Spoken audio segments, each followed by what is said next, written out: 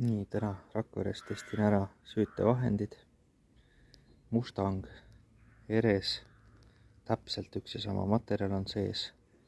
Panen põlema, vaatan kaua põleb.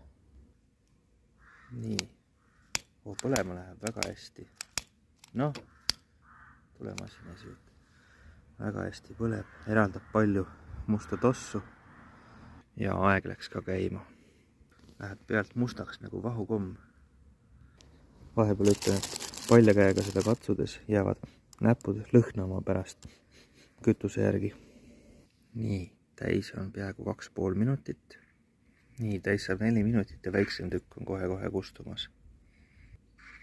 Nii, 4:30 põles väiksem tükk. See, mis järele jääb, on põhimõtteliselt tahm. Ja tüki saad murda nii suure, kui tahad siit tahma.